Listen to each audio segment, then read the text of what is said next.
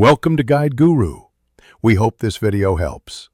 You start by confirming the problem: heavy rust or flaking seasoning. First, remove loose bits with a wire brush. This exposes the worst areas.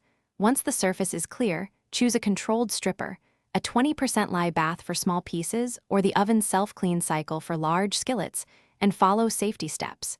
You do this to reveal clean metal so new seasoning will bond properly. Make sure to neutralize and rinse thoroughly before moving on to restoration. Once stripped, you address texture. Work steel wool or 80 grit sandpaper over the entire pan to smooth remaining rust and feather edges.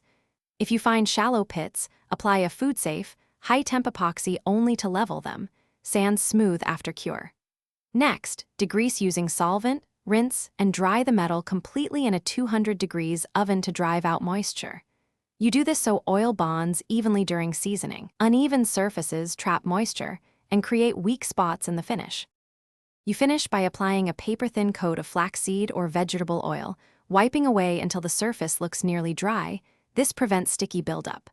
Place the pan upside down in a 450 degrees 500 degrees oven with foil below and bake for 1 hour. Repeat 4 to 6 times for a durable, hard finish. Once done, cool gradually. Troubleshooting tip: if the finish is sticky or uneven, it means excess oil. Strip to bare metal and repeat with thinner coat. Thanks for watching. Consider subscribing if we helped you today.